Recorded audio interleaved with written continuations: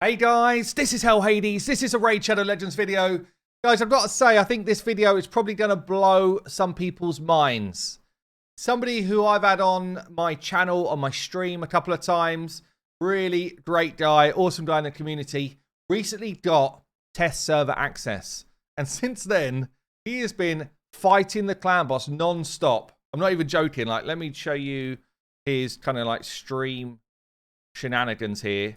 He had an uptime on stream for like 16 hours here, 18 hours here, 9 hours here.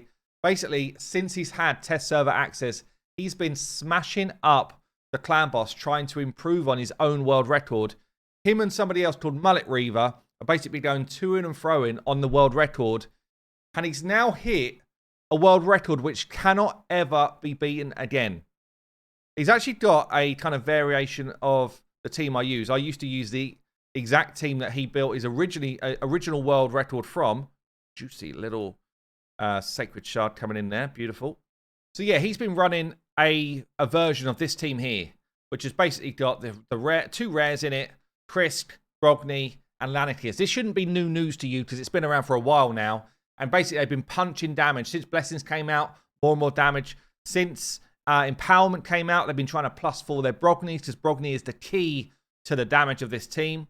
And then basically Corpulent Cadaver does all of the work because he hits harder and harder as a shield is applied to him.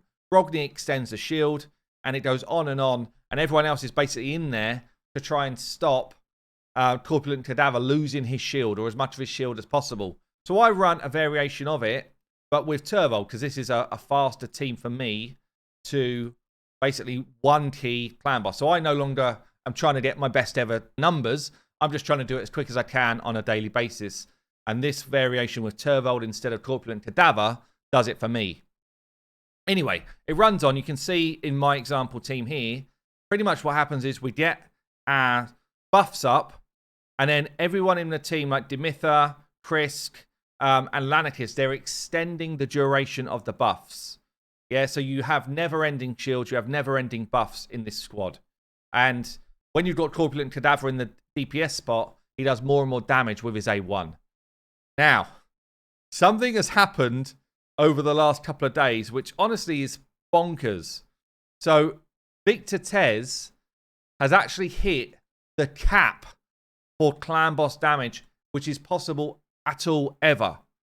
He's actually changed up the team slightly, and it's gone, I guess, more Kraken focused than ever before. The rare's out, and he's replaced it with Void Legendaries. But it's actually an ingenious move, because we've now got double Yumiko coming into the squad. Double Yumiko. And you're like, why is that? Pretty much the way this now works is, for this world record that can never be beaten, it can only ever be equaled, because he's hit the actual cap of damage on the clan boss. Whenever this was developed, the developers put in this as a cap of damage that you could ever do. And I'm sure never in their wildest dreams did they think that someone would get to this number. Like, I bet they didn't even think anyone would get to over 150 mil, honestly. But I cannot believe when they first coded this clan boss that they ever thought someone would hit the damage cap of this bad boy. But what he's done, he's brought in two Yumikos. Now, Yumiko is kind of like Kymar, but slightly different in that you can reset Yumiko with Yumiko. So Yumiko resets everyone's abilities, reduces the cooldown of abilities, but she can also reduce the cooldown of her own ability. Kymar can't do it. I actually thought back in the day when we were first building unkillable teams, I was trying to get two Kymars rolling. Because I was like, if I can reset my Kymar, we're basically always got our unkillable ability up. But Kymar won't reset himself. Yumiko will. So what this is doing here is Yumiko is resetting the A2 of Brogni, which is the shield extension. She's also resetting Krisk's ability to extend all the buffs. So now you've basically got two champions doing all of the work, with the two Yumikos just saying they're reset bots, constantly resetting those abilities, which means that Corpulent Cadaver's shield grows massively faster.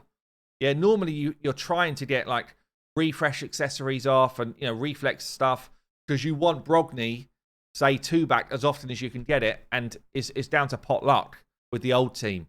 This way, it's like Yumiko's like that. No pot luck here, thanks. We're doing exactly what you need us to do every single time. It's an ingenious change. I can't believe we never thought of it, but then who's got 2 Yumikos lying around, right?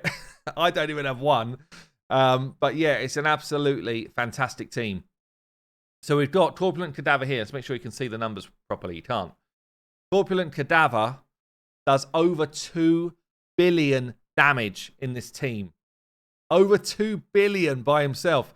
Everyone else, honestly, is just there to enable the Corpulent Cadaver hits. I've seen screenshots of the Cadaver doing like over 9 million, 10 million per hit when the shield starts to ramp up. And yeah, I've just got to say, like, hats off to Victor Tez. Awesome dude. And I know he's been pushing and playing this kind of game mode for ages now. But he's finally done it. He has hit the best ever possible world record on Clan Boss. It's very, very cool. But there you go, guys. Just wanted to share it. That's going to be the best score anyone can ever get. Even if they change the team in the future, you can never beat Victor Tez's world record. I've been Hell Hades. I'll see you later.